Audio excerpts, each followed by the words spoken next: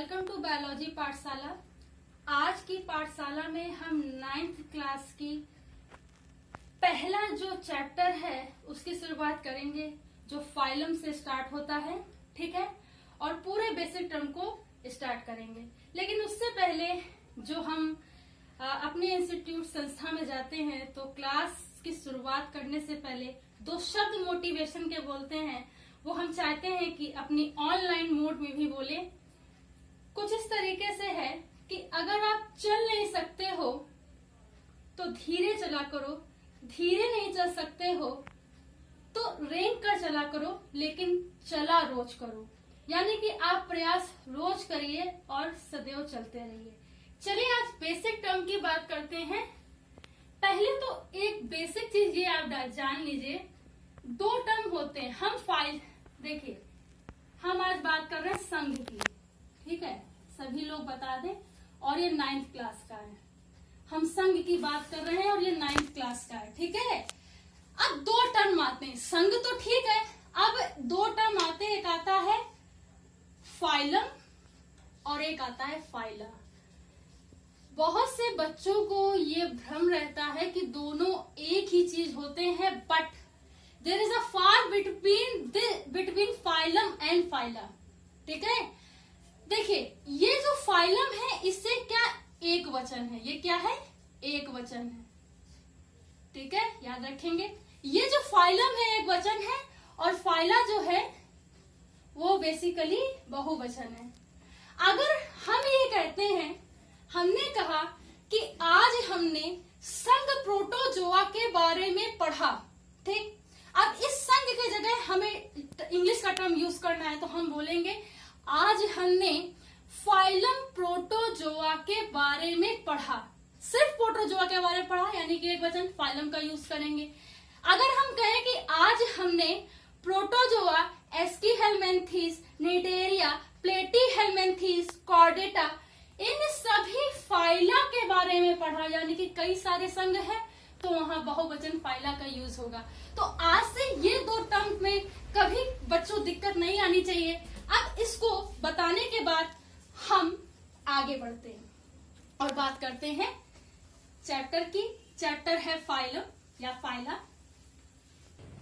तो आज हम फाइला की स्टार्ट कर रहे हैं। फाइला यानी हम कई सारे संघों का यहाँ पे सीरीज बाय सीरीज अध्ययन करेंगे, ठीक। उसके लिए एक फॉर्मूला है, animal kingdom is equal to P का स्क्वायर सीपी ए का स्क्वायर ए एम ई।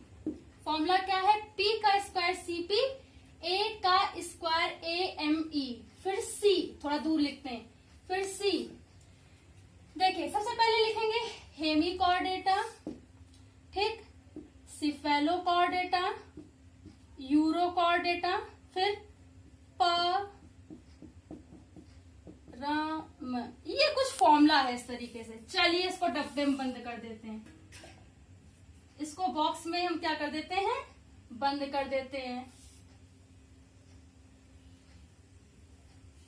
तो animal kingdom is equal to P का square CP, animal kingdom is equal to P का square CP A square A M E. C यानी कि Chordata, Cephalochordata, Hemichordata, Urochordata, परम।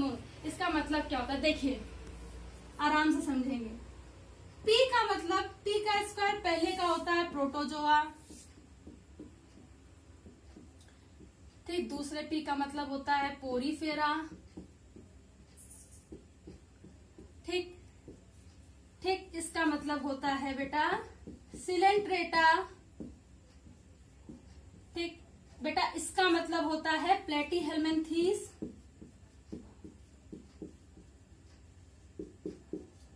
प्लेटीहेलमिन्थीज बेटा।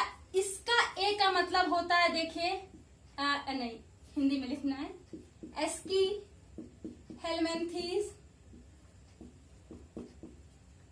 ठीक बेटा, ठीक। ये इसका होता है एनिलिडा, ठीक है बेटा। और इस ए का मतलब होता है, इस ए का मतलब होता है आर्थ्रोपोडा, आर्थ्रोपोडा, ठीक। इस ई का मतलब होता है बेटा, हम यहां लिख दे रहे हैं, इसको बोलते हैं एकाइनोडर्मेटा। ठीक बेटा। इस C का मतलब होता है कॉर्डेटा। ठीक बेटा। ठीक, इसका मतलब होता है यूरोकॉर्डेटा। ठीक, इसका मतलब होता है, छोटा छोटा लिख दे रहे हैं, सिफेलोकॉर्डेटा। ठीक, अब क्या बचा, अब बेटा ये बचा, इसका मतलब होता है हेमिकॉर्डेटा। ठीक है बेटा। इसका मतलब होता है पिसीज यानी मृत्स्य। इसका मतलब होता है एम्फीबिया, उभयचर। इसका मतलब होता है रेप्टाइल, सरीसृप। और इसका मतलब होता है मैमल या स्तनधारी। तो ये एनिमल किंगडम का फॉर्मूला है, इसे हमेशा याद रखना। ये आपको नहीं मिलेगा, परम तो बहुत जगह मिलेगा, लेकिन इसके पीछे का फॉर्मूला नहीं मिलेगा, क्योंकि ये मैंने खुद बनाया है। ठीक, animal kingdom is equal to P का square C P A square A M E. Animal kingdom is equal to P का square C P A square A M E C Chordata. C Chordata, Cephalochordata, Hemichordata, Urochordata, परम, Pisces, Amphibia, सरीसृप।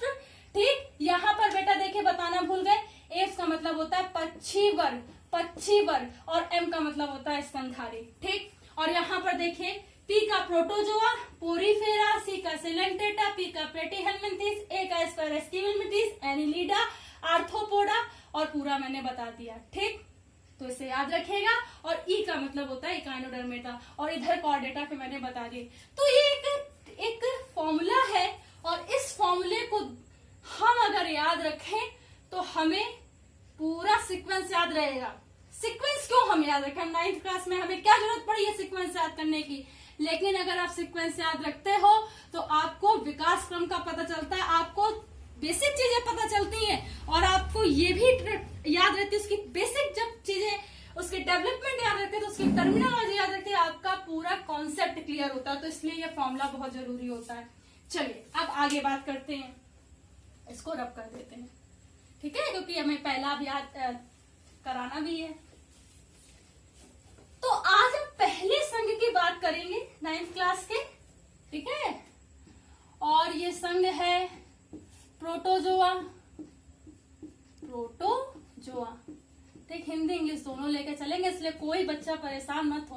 चलिए अब बात करते हैं protozoa की। इसके बेसिक टर्म या टर्मिनोलॉजी की अगर बात करें बेटा, टर्मिनोलॉजी की बात करें तो इस टर्मिनोलॉजी को अगर इसके लिटरली मीन को जानने की कोशिश करें तो इस दोनों टर्म को हम लोग सेपरेट कर लेते हैं। प्रोटो, देखो अभी सब याद हो जाएगा आपको, जोआ। ठीक, प्रोटो और जोहा, this is the literally mean.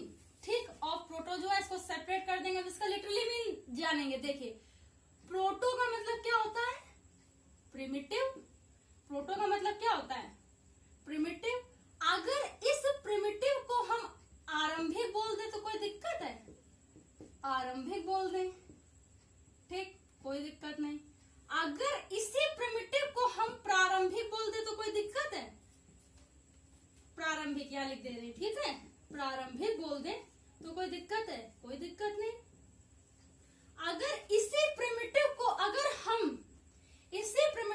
आरंभिक लिख दें, ठीक, प्रारंभिक लिख दें, आद लिख दें तो कोई दिक्कत है नहीं। इसका मतलब भी तो यही होता है। अगर इसी प्रिमिटिव को हम अगर लिख दें प्रथम तो कोई दिक्कत है नहीं। आरंभिक प्रारंभिक मतलब का भी तो मतलब फर्स्ट ही होता है। चलिए इतना समझ लिया। जोआ में आते हैं। जोआ जो है ग्रीक भाषा का शब्द है, ठीक है, और इसका मतलब होता है जोन। ठीक, जोन का मतलब होता है एनिमल, जोन का मतलब होता है एनिमल। ठीक, एनिमल का मतलब होता है जीव। अब बेटा प्रोटोजोआ की परिभाषा या प्रोटोजोआ का जो लिटरली मीन है, एक पहला पॉइंट जो बनता है कैसे बनेगा।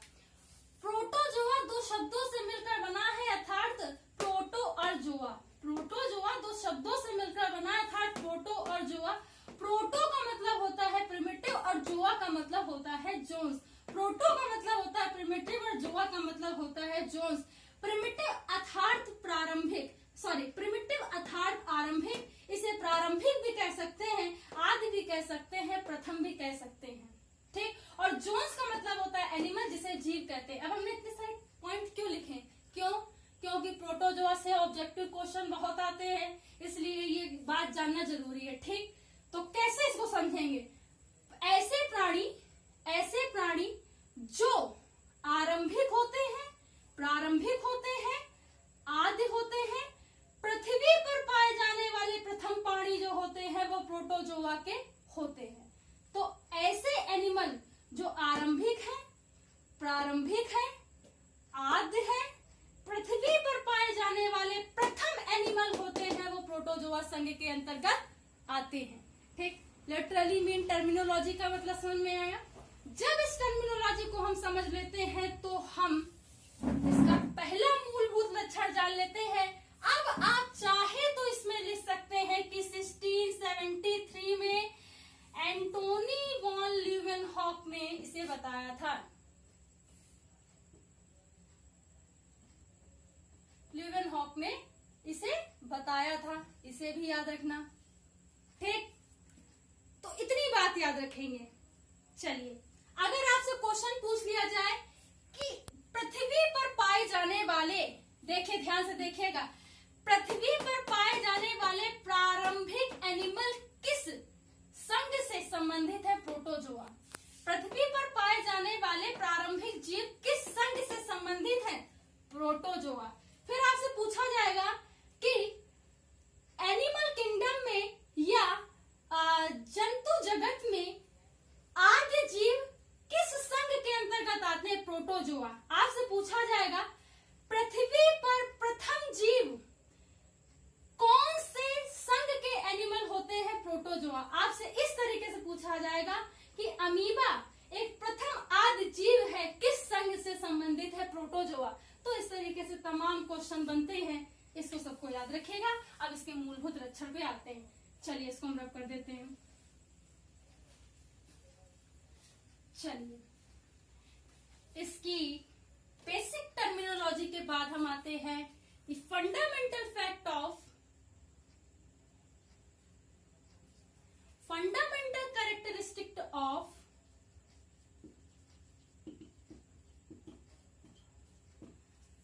Characteristic of protozoa.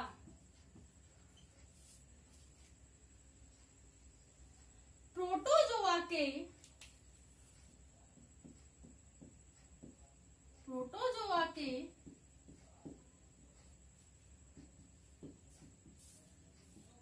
मूल लक्षण, ठीक। चलिए, एक तो हमने लिटरली मीन यानी टर्मिनोलॉजी से बता दिया कि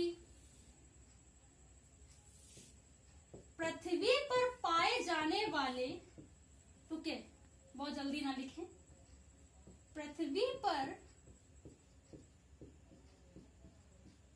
पाए जाने वाले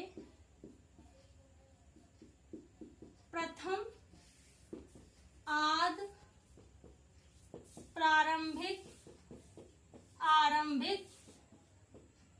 आरंभिक जीव। एक दूसरा लक्षण एक कोशिकीय,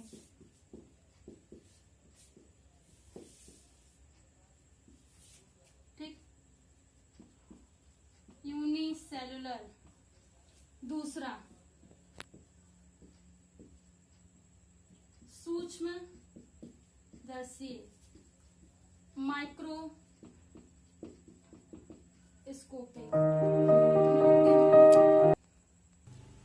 किसी भी प्रकार का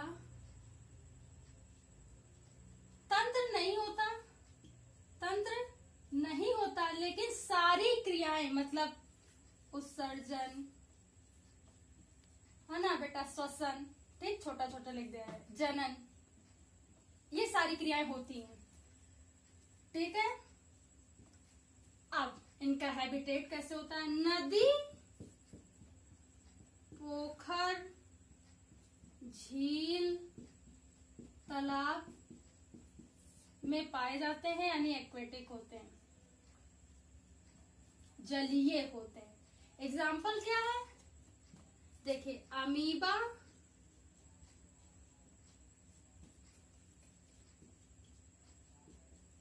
पैरामीशियम, यूग्लिना, ये इसके एग्जाम्पल होते हैं, ठीक है। तो ठीक, एक इसमें और पॉइंट है, हम चाहते हैं कि उसे एक अलग से पॉइंट बनाया जाए, क्योंकि वो बहुत इंपॉर्टेंट है। वो नहीं लिखा तो आपने कुछ नहीं लिखा। एक दो और पॉइंट है, तो हम इसको ऐसा करते हैं, यहाँ पे बता देते हैं। एक पॉइंट ये है कि इनमें जनन के लिए बेटा समसूत्री, ठीक है, या ठीक है, मतलब दोनों होते हैं। या किसी एनिमल में समसूत्री होगा और किसी में आसूत्री विभाजन होगा, आसूत्री विभाजन होगा, ठीक, ठीक है। यहाँ पे लिख देते हैं, श्वसन जो इनका होता है वो इनके बॉडी सरफेस से होता है, मतलब शरीर के पृष्ठ तल से होता है, ठीक, ठीक है। और उत्सर्जन जो इनका होता है वो इनके उत्सर्जन के लिए क्या होता है कि एक्वेटिक होते हैं, ठीक है, एक कोश के होते हैं, तो ज्यादातर बॉडी सरफेस के द्वारा ही करते हैं, ठीक है, बॉडी सरफेस या शरीर के पृष्ठतल के द्वारा। लेकिन कुछ स्पेसिफिक पैरामीशियम में साइटोपाई होता है, ठीक है, साइटोपाई, उसके द्वारा भी ये क्या करते हैं, एक्सक्रीटरी जो भी मटेरियल होता है थोड़ा बहुत, ठीक है, एक्सक्रीट आउट करते हैं, बाहर निकालते हैं। चलिए अब इसके मेन मुद्दे पे आते हैं कि पृथ्वी पर पाए जाने वाले सबसे प्रारंभिक, प्रथम, आद्य जो जीव होते हैं वो प्रोटोजोआ के अंतर्गत आते हैं। आपसे क्वेश्चन पूछा जाएगा कि पृथ्वी पर पाए जाने वाले प्रथम, आद्य, प्रारंभिक, आरंभिक जो जीव होते हैं प्रोटोजोआ संघ के आते हैं। यह एक कोशिकीय जीव होते हैं, यह एक कोशिकीय जीव होते हैं, या आप इसे ये भी कह सकते हो कि यह एक कोशिकीय जंतु होते हैं, ठीक। इन्हें सूक्ष्मदर्शी की सहायता से देखा जाता है, इन्हें सूक्ष्मदर्शी की सहायता से देखा जा सकता है, अर्थात इन्हें नग्न आंखों से नहीं देखा जा सकता है, ये माइक्रोस्कोपिक होते हैं। इन्हें सूक्ष्मदर्शी की सहायता से देखा जा सकता है, अर्थात ये माइक्रोस्कोपिक होते हैं, इन्हें नग्न आंखों से नहीं देखा जा सकता है, ठीक। इनमें किसी भी प्रकार का तंत्र नहीं होता है, कोई भी सिस्टम नहीं होता है, ठीक है। क्यों नहीं होता है? क्योंकि एक कोश के होते हैं। लेकिन इनमें उत्सर्जन, श्वसन, जनन ये सारी क्रियाएं होती हैं, ठीक। इनमें उत्सर्जन, श्वसन, जनन सारी क्रियाएं होती हैं। अगर हम उत्सर्जन की बात करें, क्योंकि एक कोश के ही होते हैं बेटा, ये जो जीव होते हैं एक कोश के होते हैं, तो जितनी मेटाबॉलिक एक्टिविटी होंगी, कुछ स्पेसिफिक एनिमल में तो अलग होते हैं, लेकिन ज्यादातर बॉडी सरफेस के थ्रू होता है। इनका उत्सर्जन अमीबा में बॉडी सरफेस के थ्रू होगा, और पैरामीशियम में क्या होता है, साइटोपाई पर्टिकुलर एक मतलब एक पास होता है, वहां से एक्सक्रीट आउट होता है या बाहर निकलता है। श्वसन के लिए बॉडी सरफेस से करते हैं, और जो एक्वेटिक जल में जो O2 होती है उससे क्या करते हैं, ऑक्सीजन को लेते हैं। जनन के लिए इनमें क्या होता है बेटा, जनन के लिए क्या करते हैं, समसूत्री या असूत्री विभाजन करते हैं, और विभाजन करके ये जैसे ये लीजिए पैरामीशियम है, और इस पैरामीशियम का जब समसूत्री विभाजन होता है, the development of two daughter cell is also known as the process of mitotic cell division. एक कोशिका से दो पुत्री कोशिकाओं का निर्माण क्या कहलाता है, समसूत्री विभाजन कहलाता है। जब इसे दो पुत्री कोशिकाओं का निर्माण होता है, ये डिवाइड हो जाते हैं, कुछ इस तरीके की सेल्स को बनाते हैं, तो ये एक से दो हो गई, ये इसकी मदर सेल हो गई, तो इस तरीके के डिवीजन को समसूत्री विभाजन कहते हैं। और ये पैरामीशियम में, ठीक, सॉरी ये अमीबा में होता है, पैरामीशियम में कॉन्जुगेशन होता है, ठीक है, और यूग्लिना में भी क्या होता है, सेल डिवीजन के थ्रू होता है। तो इस तरीके से इसमें क्या होता है, सेल डिवीजन के द्वारा क्या होता है, जनन या रिप्रोडक्शन होता है। उसके बाद करें इसके हैबिटेट की। देखिए एक बात मैं आपको बता दूं, चाहे हैबिटेट को आप पहले लिख लीजिए, चाहे आप लास्ट में लिख लीजिए, ठीक। हैबिटेट की एक विशेषता होती है, चाहे आप पहले लिखिए चाहे लास्ट लिखिए, तो ये बहुत मेन होता है। तो चाहे आप उसको पहले याद कर लो चाहे लास्ट में याद कर लो, नदी, पोखर, झील, तालाब यानी में पाए जाते हैं, यानी कि एक्वेटिक होते हैं। जैसे एग्जांपल अमीबा, पैरामीशियम और यूग्लिना। तो इस तरीके से इसकी कुछ क्या होती है, कैरेक्टर फंडामेंटल होते हैं। क्या, पृथ्वी पर पाए जाने वाले प्रथम आरंभिक प्रारंभिक आदि जीव क्या होते हैं, कहीं लिखा नहीं प्रोटोजोआ, चलिए यहाँ पे लिख देते हैं। अब आपको मजा आएगी। प्रोटोजोआ, पृथ्वी पर पाए जाने वाले प्रथम आदि प्रारंभिक और आरंभिक जीव होते हैं प्रोटोजोआ के, ठीक। फिर एक कोश के जीव होते हैं प्रोटोजोआ के, सूक्ष्मदर्शी जीव होते हैं प्रोटोजोआ के, किसी प्रकार का सिस्टम नहीं होता है प्रोटोजोआ के, लेकिन कुछ उपापचय क्रियाओं के, जो उपापचय क्रियाएं होती है वो होती है, यानी कुछ मेटाबॉलिक एक्टिविटी होती है, उत्सर्जन, श्वसन और जनन। उत्सर्जन जो होता है, क्योंकि एक कोश के होते हैं तो इनमें क्या होता है, एक कोश के होते हैं, सिर्फ बॉडी सरफेस के अलावा इनमें कुछ होता नहीं, एक ही कोश का, सिंगल कोश का बने होते हैं। तो मोस्ट प्रोबेबली जो इनकी मेटाबॉलिक एक्टिविटी होती है या उपापचय क्रियाएं होती है वो शरीर के पृष्ठतल से होती है, उत्सर्जन, ठीक। श्वसन क्या होगा, जल के क्या करते हैं, ऑक्सीजन को ये लेते हैं और श्वसन करते हैं, ठीक। जनन के लिए इनमें क्या होता है, स्पेसिफिक टाइप का क्या होता है कि ए माइटोटिक भी होते हैं और माइटोटिक यानी समसूत्री या सूत्री विभाजन होता है। इसमें क्या होता है कि एक, जैसे हमने ले लिया अमीबा को, तो यह अमीबा क्या करेगा, धीरे धीरे धीरे धीरे सेल डिवीजन करेगा। और समसूत्री की एक विशेषता होती है कि एक मदर सेल से 2 डॉटर सेल्स का डेवलपमेंट करता है, तो इस तरीके से 2 अमीबा का निर्माण होता है, ठीक। उसके बाद बात करेंगे नदी, पोखर, झील, तालाब, ठीक। नदी, पोखर, झील, तालाब इसमें होते हैं, ठीक। अमीबा, पैरामीशियम और यूग्लिना। और एक चित्र बनाने के लिए आता है, अगर हम चित्र की बात करें तो फटाफट देख लेते हैं।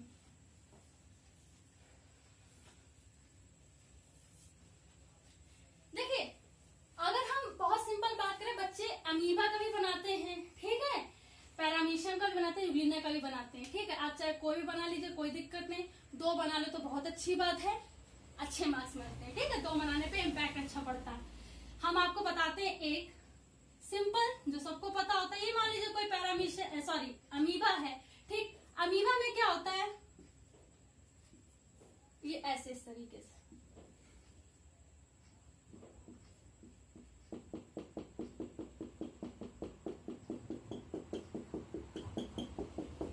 ये यहाँ पे इसकी मान लीजिए, ये देखिए ये जो होता है इसका, ये बेटा दोनों बता दे रहे, न्यूक्लियस या केंद्रक होता है, ठीक है। ये जो होता है बेटा, चलिए पहले इंग्लिश से, यानी कि साइटोप्लाज्म, साइटोप्लाज्म यानी कि कोशिका द्रव्य, ठीक। इसकी बात करें तो ये होता है रिक्तिका धानी,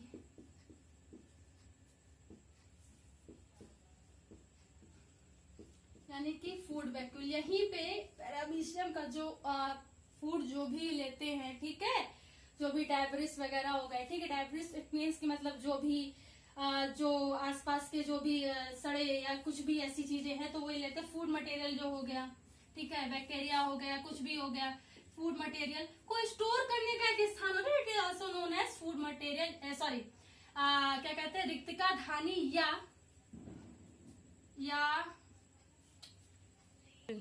ठीक, जिसे क्या बोलते हैं, फूड वैक्यूल बोलते हैं, ठीक। ये अमीबा का ये चित्र है, ठीक, एक कोशिकीय होता है,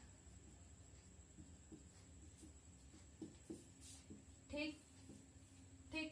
और एक चीज याद रखिए कि इसका जो चलन अंग होता है, ठीक है, वो